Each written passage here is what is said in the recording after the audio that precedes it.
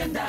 Tayo magsaya, tara't magkita-kita. Halika tara na, umiti at sumama. Hop, hop, hop, hop, hop, hop. Sama-sama, 1, 2, 3, 4, high five. 1, 2, 3, 4, high five. 1, 2, 3, 4, high five.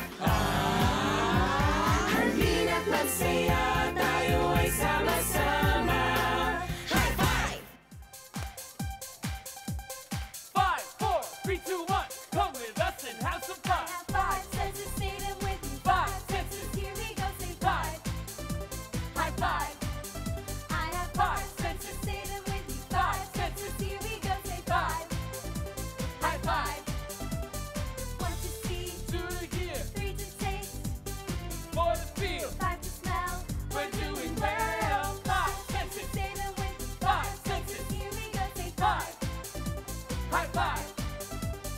5, 4, 3, 2, 1. Come with us and have some fun. Eyes, I can see with my ears, I can hear with my hands, I can touch, I can feel when you want, I can taste, I can start, I can smell with my nose. Let's do it one more time. Here's how it goes. 5 senses, say them with me. 5 senses, here we go, say 5. High five. I have 5 senses, say them with me. 5 senses, here we go, say 5. High five.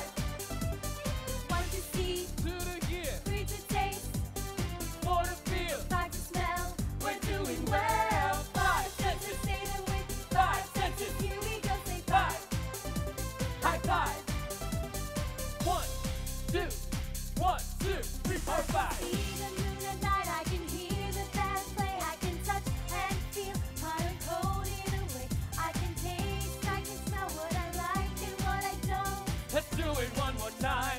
Here's how it goes. 5 senses, say them with me. 5 senses, here we go, say 5. High five. I have 5 senses, say them with me. 5 senses, here we go, say High five. High five. I have 5 senses, say them with me. 5 senses, here we go, say 5. High five. I have 5 senses, say them with me. 5 senses, here we go, say 5. High five. 5, 4, 3, 2, 1. Come with us and have some fun. Kamusta? Ako si Fred. Ako naman si Rissy. Ira ang tawag nila sa akin. Ako si Gerard. Ako naman si Alex. Kami ang High Five! O ito, subukan mo uminom ng isang basong tubig para mawala yung sinok mo. Salamat.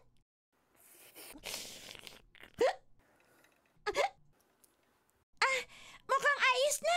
Naalis na ang sinok. Hika? Ay naku, hindi. Nawala. Alam ko na.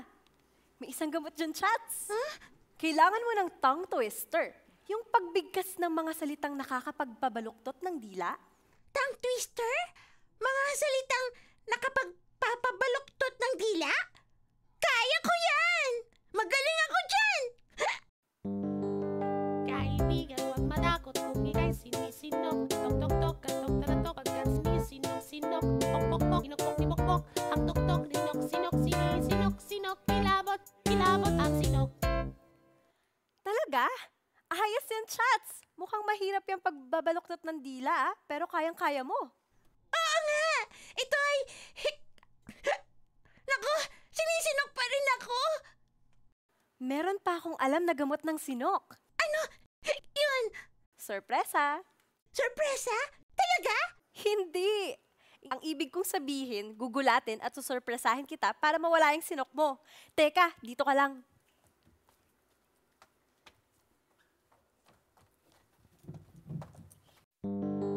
Kaibigan, huwag matakot kung ika'y sinisinok. Tok-tok-tok, katok-taratok, agad sinisinok-sinok. Pok-pok-pok, inok-pok-tipok-pok. Ang tok-tok, sinok-sinok, sinisinok-sinok. Kilabot ang sinok. Bulaga! Naku, Ira!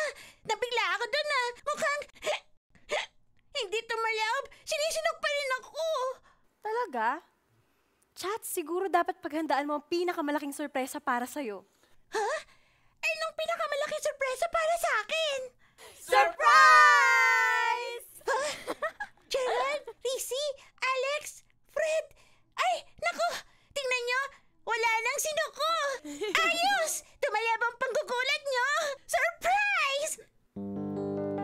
kaibigan, huwag matakot kung ika'y sinisino. Tok, tok, tok, katok, talatok, pagkat sinisinok-sinok. Pok, pok, pok, pinupok, pinupok, ang tuktok ni sinok-sinok. Sinisinok-sinok, kilabot, kilabot ang sinok.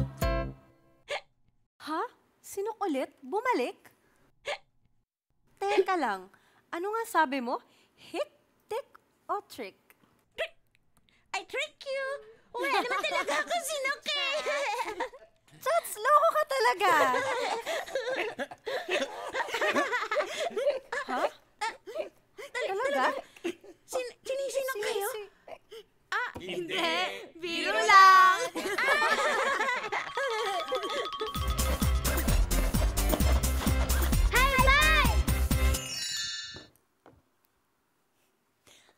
Ang importante, kung gusto mong sorpresahin ng isang tao, dapat ay hindi niya malaman na susorpresahin mo siya.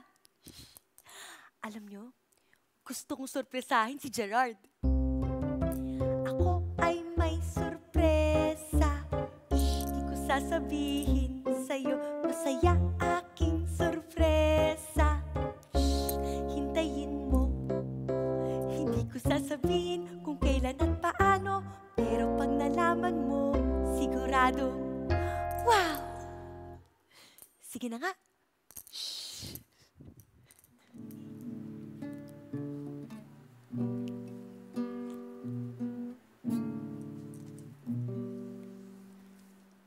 Rizzy, anong ginagawa mo?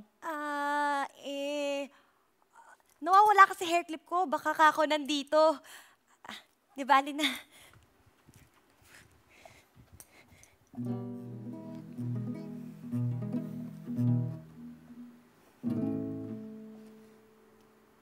Rizzy? May lakad pa ako. Sige, mauna na ako.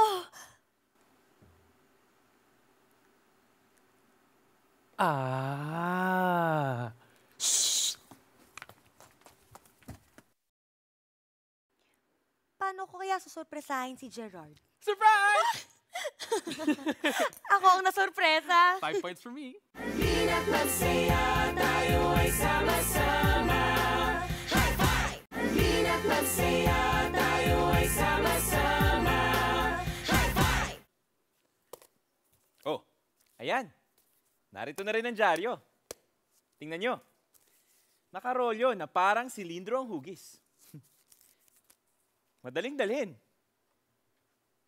Pero, hindi natin ito mababasa kung hindi natin bubuksan, di ba? Gustong-gusto ko magbasa ng dyaryo. Marami kasing impormasyon at istorya dito. At pagkatapos kong mabasa ng dyaryo, pwede ko itong itiklop o gamitin ulit. O i-recycle. Tulad nito. Aba, magaling yata ako magtiklop at gumawa ng iba't ibang bagay mula sa mga papel na tiniklop. Teka, may naisip ako. Isang laro. Okay. Pagsasamahin ko ang dalawang bagay na gusto ko. Ang pagbuo ng kwento at ang pagtiklop ng papel na dyaryo. Sige nga, tingnan natin. Ano bang pwede nating kwento? Alam ko na. Noong unang panahon, may isang pirata na nakatira sa isang malayong isla. Mga mahal kong kaibigan, ako ay isang pirata at may kaibigan akong loro na ang pangalan ay Polo. Ha? Kamusta, kaibigang pirata? Ako si Polo. Mahilig kumain ng biskwit. Eto, Polo. Kumain ka. Ang ating pirata kasama ang kaibigan niyang loro na si Polo ay maglalakbay at makikipagsapalaran sa malawak na karagatan para mahanap ang kayamanan. Kayamanan. Pero may problema ang pirata. Parang may kulang sa kanya. Isang bagay na kailangan ng magaling at tunay na pirata. Dyaryo o dyaryo, buksan irolyo. May gamit ang bawat piraso. Bahagi mo, kay rami ng pwedeng gawin sa dyaryong ito. Isa kong ipakikita sa inyo. Yan.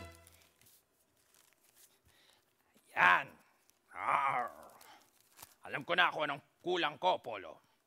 Kulang ang pirata ng sombrero niya. Oo nga. At ang ganda, sombrero na gawa sa dyaryo. O, tingnan natin. Meron itong hugis na tatsulok sa tuktok at 1, 2 sulok o kanto. At tamang-tama lang sa ulo ni pirata. Ayan. Piratang-pirata na talaga.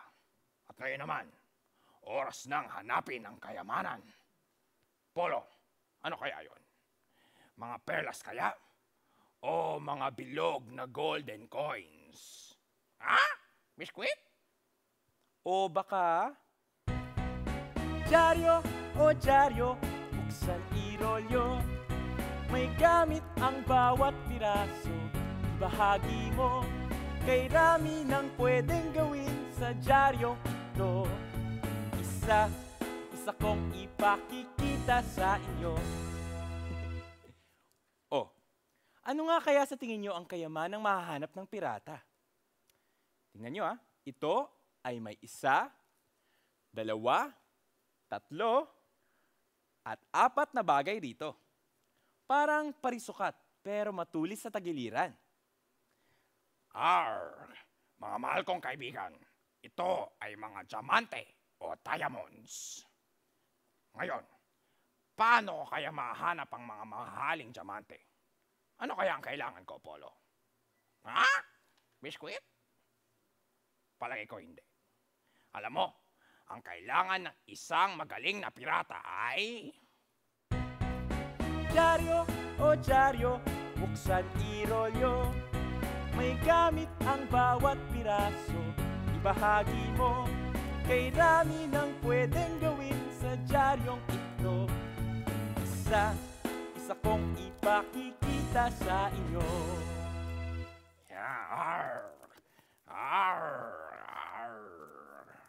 Mga minamahal kong kaibigan, ito ang kailangan ko. Bangka. Dahil pag may bangka ako, kakayanin ko ng pumalaot sa dagat, maglakbay at hanapin ang mga mamahaling diamante. Ayos yun. Ganda Bangkang papel, bangkang gawa sa dyaryo. Masaya talaga magtiklop ng dyaryo. Marami kang magagawa. At syempre, pati ang pagiging pirata, masaya rin. Pero alam ba ninyo kung ano ang gustong gawin ng piratang ito ngayon? Ang tahimik na magbasa ng dyaryo. Gusto ko ng biskwit. Ha? Polo? Andyan ka pa pala?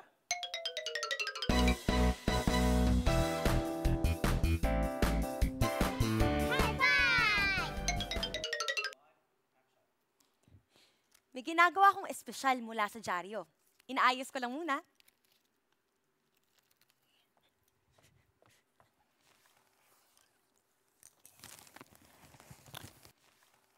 Ayan. Tapos na. Ito ay ang mahiwagang kapa ng isang wizard o magikero. At bagay rin ang sombrerong papel sa wizard. Tadan! Meron din akong wand na gawa sa papel. Zap! Ako ang paper wizard. Gusto ba ninyong makakita ng magic? Paikot-ikutin lang at zap! Ako isang paper wizard, mag-aarang sombrero't kapa. Pinapaikot ang mahiwagang wand. Kasama ng isang bulong, nakakamangha, pamigil hininga sa isang kisap mata. Ika'y mabibigla. Charan! Ayan! Mahiwaga! Magic! Kamusta? Masarap maglakad sa kanayunan, lalo na pag maganda ang panahon. Maganda ang panahon. Magandang araw.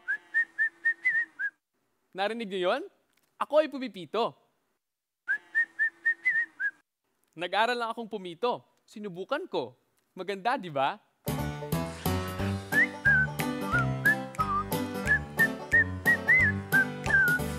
Hey, hey, kay gandang panahon, kay sarap pakinggan mga huni ng ibon, kay saya sa pakiramdam, maglakad sa kanayunan. Ang pagpito, kung minsan mahirap, kailangan laging mag-practice. Una, kailangan mong ibilog ang iyong labi tulad ng isang maliit na U. Ganito, oh. Tapos, kailangan mong umihip. Ayun. Umihip sa ibabaw ng dila at sa gitna ng iyong mga ngipin. Matagal bago ako natutong pumito. Kinailangan kong subukan ng subukan. Walang tigil na practice. Pero, pag natutunan mo na, naku! Ang saya-saya. Ang sarap talaga sa pakiramdam. Ang galing. Uy! Narinig niyo yun? Parang may naririnig akong pumipito. Molly! Naku, asa ka na ba? Molly! Molly! Halika dito. Good girl! Ang ganda ng pagpito mo, ha? Salamat. Pagpito ang ginagawa ko para turuan ng aso kong si Molly. Ah. Yan ang paraan ng aming pag-uusap. Pumipito ako. Tira mo, talagang nakikinig at sumusunod si Molly. Good girl! Ang galing naman. Pagpito ang ginagamit mong paraan para makipag-usap sa aso mo. Ayos, ha? Pwede ko kayang subukan? Oo naman. O ganito. Para mapalakad mo siya paharap, pumito ka ng isang pababa at isang pataas. Ganito. Ah, isang mababa at isang mataas na pito. Tama. Kamusta, Molly? Good girl.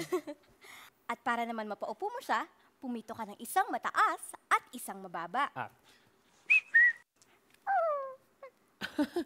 Ang galing mo, Molly. Ayos ka, ha?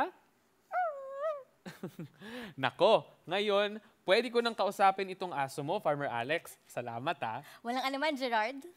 Alam mo, Farmer Alex, pwede rin kitang turuan. Gusto mo bang matutunan ang whistling song? Gusto ko yun. Masaya ako pag pumipito. Sige, sabayan mo akong pumito, ha?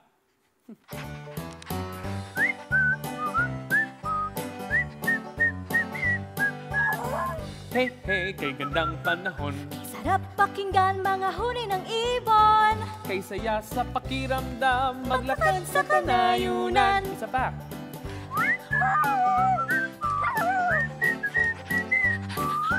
Galing! Yes! Ay! Molly, pasensya na. Hindi para sa mga pito na yun. Nagpipito lang kami ng kanta na magkasama. Alam mo, Farmer Alex, bago pa lalong malito si Molly sa pagpito-pito natin, lalakad na ako. Salamat sa masayang pagpito, ha? Walang anuman, Gerard. Basta ikaw. Paalam. Hi, Molly. Paalam. Tara na, Molly. Good girl. Halina't magsaya, tayo ay sama-sama. High five! Halina't magsaya, tayo ay sama-sama. High five! Tignan niyo to, oh. Monkey bars. Masaya maglaro at gumamit ito kasi pwede kang magpa-ugoy-ugoy na parang ugoy. Woo! Ayos. Kailangan ko lang ng malakas na braso para dito. Gaano kalayo kaya ako pwedeng magpa-ugoy-ugoy na parang unggoy? Makakalayo kaya ako? Parang unggoy, halik kayo, sumabay kayo sa tiyempo, samahan ako. Ugoy parang unggoy, subukang gawin. Ugoy parang unggoy, wag mabibitin. Ugoy parang unggoy, wag mabibitin. Woo! Ang hirap, parang hindi ko na yata kaya humawak pa ng matagal. Pero subukan ko pa rin kahit isa na lang. Ready? Yeah! Ayan! Ayos, nagawa ko rin. Hay! Oras na para magpahinga muna ako ng mga braso ko. Ayan. Dito ako nakarating. Isa, dalawa, tatlo, apat. Apat na bars. Pwedeng-pwede, ah. O, inom muna ako ng tubig. Tapos, susubukan ko ulit.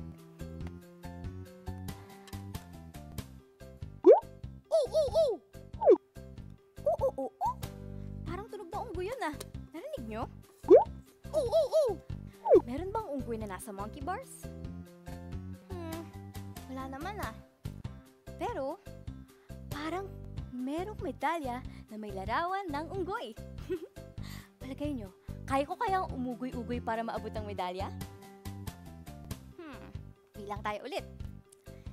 1, 2, 3, 4, 5 bars pa. Mas malayo kaysa nung una. Aba, kailangan ko maging malakas para dito. Unggoy parang unggoy, halik kayo, sumabay kayo sa tiyempo, samahan ako. Unggoy parang unggoy, subukang gawin. Unggoy parang unggoy, huwag mabibitin. Unggoy parang unggoy, huwag mabibitin. Ayan, nakuha ko na. Ang medalyang unggoy. Sa wakas, narating ko rin. Ayos! Ang lakas at tibay talaga ng muscles ko. Chop chop! Naku, ayun na naman ang tunog ng unggoy. Nasaan kaya ang unggoy? Ayan! Isa pang medalyang unggoy. Ginto naman. O sige, bilangin ulit natin. 1, 2, 3, 4, 5, 6, 7. 7 bars pa. Naku, hanggang dulo na yon. Sige, subukan natin. Unggoy parang unggoy, halik kayo, sumabay kayo sa tiyempo, samahan ako. Unggoy parang unggoy, subukang gawin. Unggoy parang unggoy, huwag mabibitin. Unggoy parang unggoy, huwag mabibitin. Yes! Ayan, nakuha ko na. Ito na ang pangalawang medalyang unggoy. Ayos. Nakuha ko na sila. Isasabit ko na ito sa kwarto ko.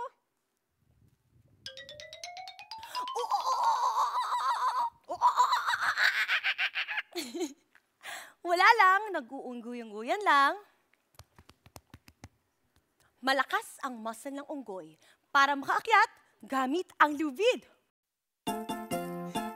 Ako'y isang unggoy, buong araw ng uunggoy. Parang orangutan, umuugoy sa puno. Paglambiti ng hilig, tanging alam gawin. Pagkat ako'y isang unggoy, ugoy dito, ugoy doon. Ako'y isang unggoy.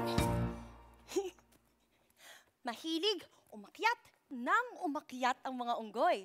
Pero mas masaya ang mga unggoy na ugoy ng ugoy.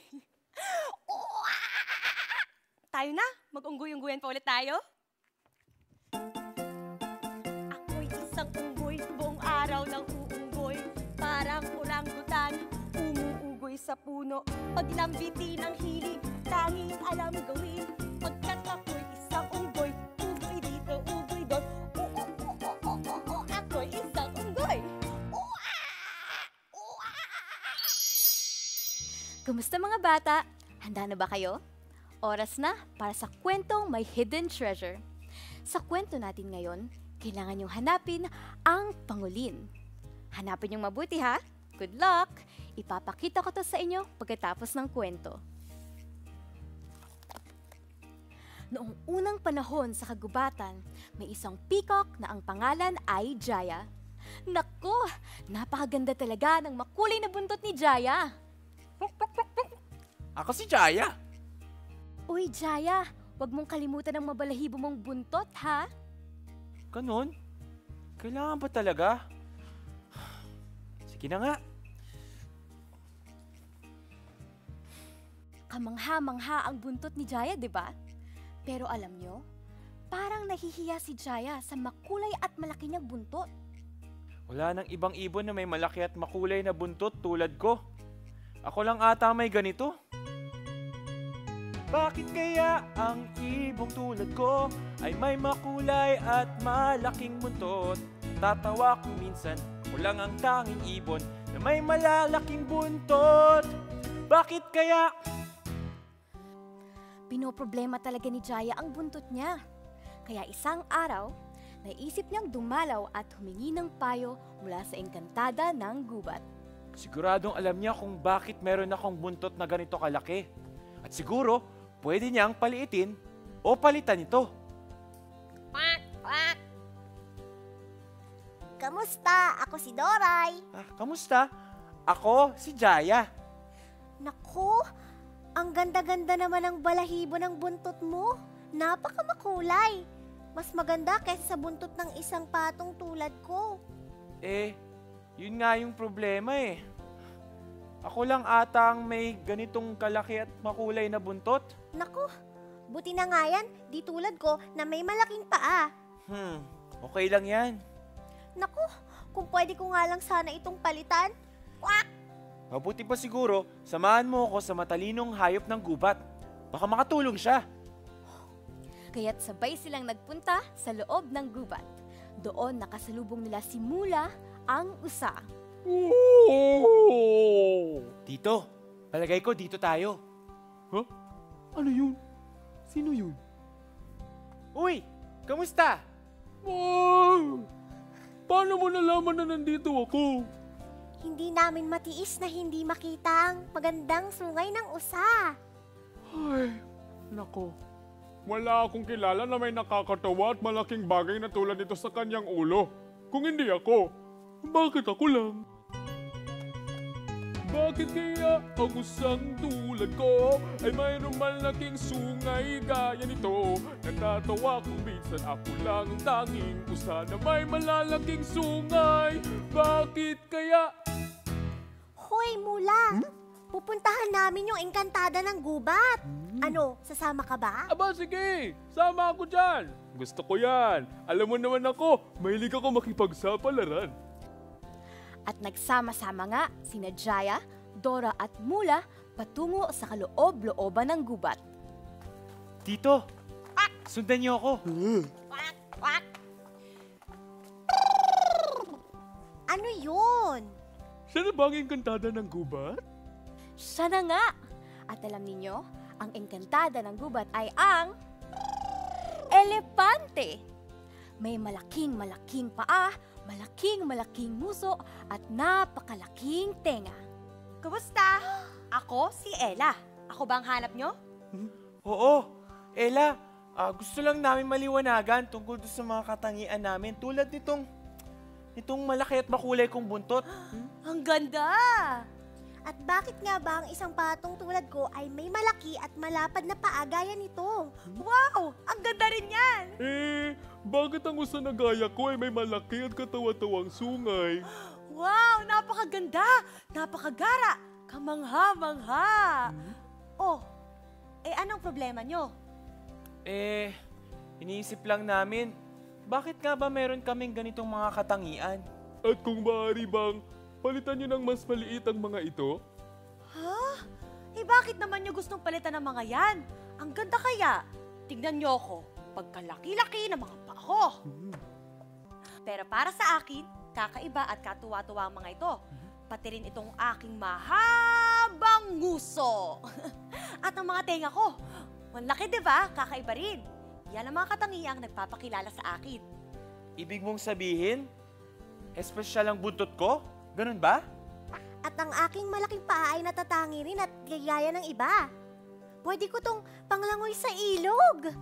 Ako naman, maaalangan nga naman ako pag nawala itong sungay ko kasi ito ang tumutulong sa aking magtago sa mga puno. Yan ang tama. Dapat tayo maging masaya sa kung anong meron tayo. At dapat din natin ipagmalaki ang mga katangian nating kakaiba o espesyal. Sige! Oo nga! Salamat!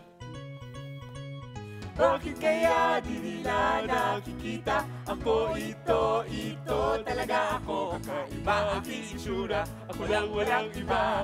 Kaya ngayon magsasaya ako, unique ako. At magmula noon, sina Jaya at ang kanyang mga kaibigan ay naging masaya sa kanilang malaking buntot, malaking paa at malaking sungay. Dahil ang mga ito ay espesyal at talaga namang kakaiba. O ano, nakita niyo ba ang hidden treasure? Nakita niyo ba ang panguli na nagtatago sa mga puno? O hanggang sa muli, kantahan ulit tayo! Tayo na! Kantahan na!